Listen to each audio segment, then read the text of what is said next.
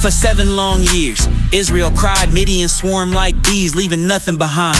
Fields were trampled, barns stood bare, barely see through the thick dust in the air. They came like bees, too many to count, riding high horses, kicking dirt all around. Families fled to caves, hiding in fear, praying in the shadows, hoping God would hear. This isn't living, Lord, we can't survive. Deliver us from darkness, have mercy on our lives. And in their despair, their voices rose high. Help us, oh Lord, please answer our cry. In the hills nearby, a man named Gideon stood. Not a warrior, not a leader, just a farmer doing good. He was no soldier, no hero, no towering name, just a man trying to survive, avoiding Midian's claim. His family's land next to the danger, the valley was near, where Midianite soldiers made crops disappear. The wheat fields were crushed, barns left in disarray, every harvest destroyed, their hope stripped away. One hot afternoon, Gideon crouched low, hiding in a wine press where no one would go. Normally used for crushing grapes into wine, this pit was now his hiding place, a shield from the grime. The walls were high, the shadows kept him unseen. His hands worked quickly, separating grain and routine. His eyes darted up with each sound in the breeze. Every crack and whisper brought him to his knees. He wasn't thinking of armies or battles to win, just another day to feed his family again. But then a voice rang out, cutting through the heat. The Lord is with you, mighty warrior, rise to your feet. Gideon froze, his pulse racing with doubt, turning slowly to see a figure sitting, calling him out under the shade of an oak tree. The man sat still,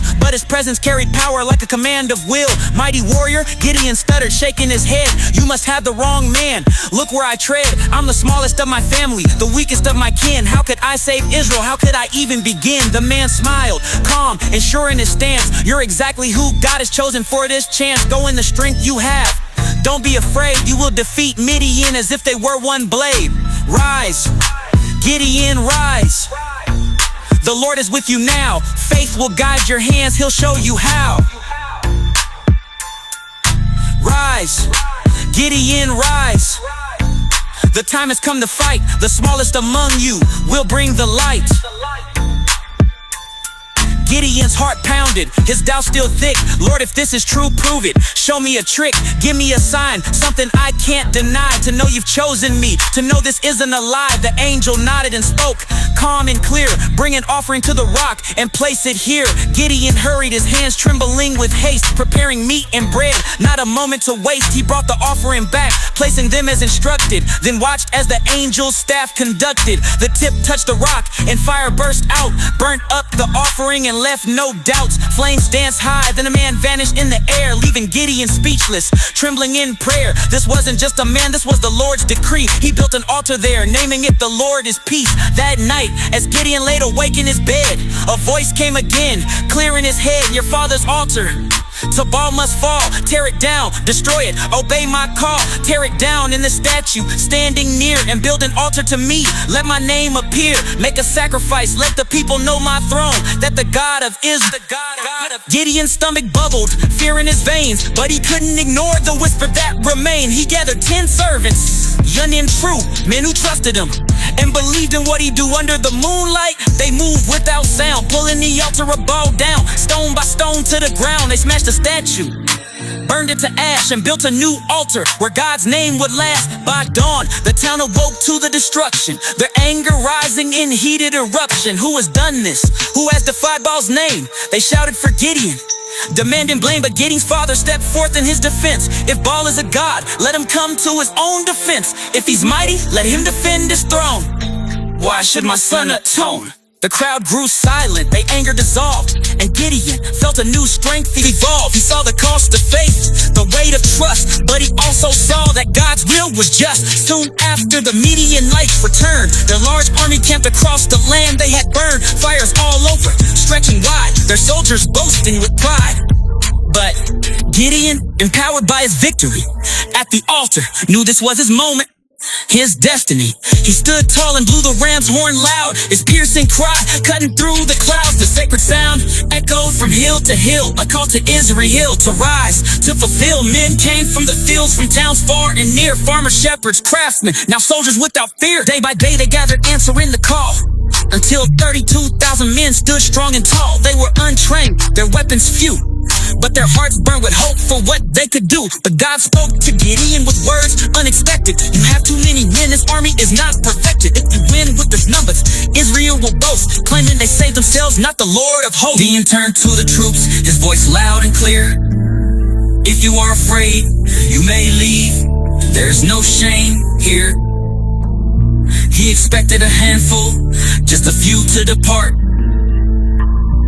But 22,000 men walked away, heavy in heart. Gideon watched him go, his stomach sinking low. Only 10,000 remained, their faith ready to show. But God wasn't done, the army was still too great. Take them to the river, I will decide their fate. Watch how they drink and let their actions choose the ones who will fight and the ones who will lose. At the water's edge, Gideon observed the men. Some knelt on their knees, lowering their heads to bend. Drinking straight from the stream, their focus was withdrawn, while others stayed crouched, their hands scooped the water strong. They lapped the water like dogs, their eyes sharp and steady, their movements swift, their spirits battle ready.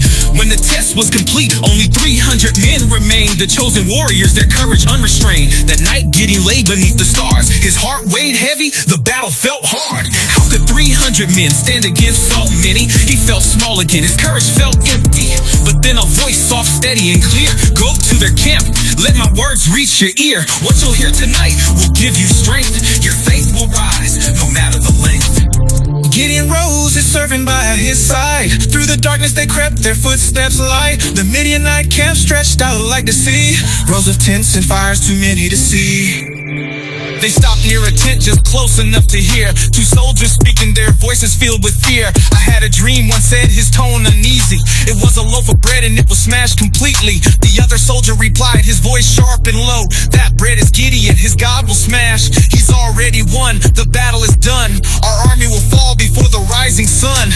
Gideon's chest swelled, his doubts burned away. This wasn't his fight, this was the Lord's way. He turned to his servant, a fire in his eyes. Let's return to the camp, the victory is nigh. That night at the camp of 300 chosen men, the air was cool, the camp silent like sin. Some men sat sharpening tools by the fire, others doubts outweighed their desires. But when Gideon returned from prayer, his face held a calm that eased their despair. He stood before them, his voice firm and strong. Get up, the Lord has given us the Midianites, it won't take long. He handed each man a torch hidden inside a jar, a trumpet for sound, their weapons bizarre. No swords, no shields, no armor to wear, just faith in their God, an army of prayer. By the lights of their torches they marched to the hills, their footsteps silent, focused solid like steel. The glow of Midian's campfires lit the horizon wide, the enemy stretched out like an ocean's tide. Gideon raised his hand signaling them to halt. Hidden in the shadows they waited to assault. Hold your positions, he whispered low, tonight the Lord will strike the final blow. At Gideon's command, the jars were smashed, torches raised high, their flames lit up the sky. Trumpets roared loud, piercing the night. The sound of chaos, the blaze of light. The Midianites woke their camp in disarray. Confusion spread fast as night turned to day. Shadows flickered, fire danced in their eyes. Believing they were surrounded, they screamed and cried. Swords were drawn, but they couldn't see. In their panic, their army fought their own army. Brother struck brother, friend fought friend until the chaos consumed them. They plotted an end. The Israelites watched as the enemy fell. Midian's great army destroyed by themselves. The survivors fled, their flame was put out, and Gideon's men chased them with the victory shout. When the battle was over, the people rejoiced. Their voices rose high, admiring Gideon's choice. No longer was Gideon a man that hid in fear, but a leader of faith whose purpose was clear. Rise, Gideon, rise. To be like Gideon, you gotta rise. Rise, Gideon, rise. The Lord is fighting your fight. Rise, Gideon, rise. To be like Gideon, you gotta rise. Rise, Gideon, rise. To be like Gideon, you gotta rise. We gon' rise up. We gon' rise up. We gon' be like Gideon. We gon' rise up. We gon' rise up. We gon' rise up. We gon' be like Gideon. We gon' rise up.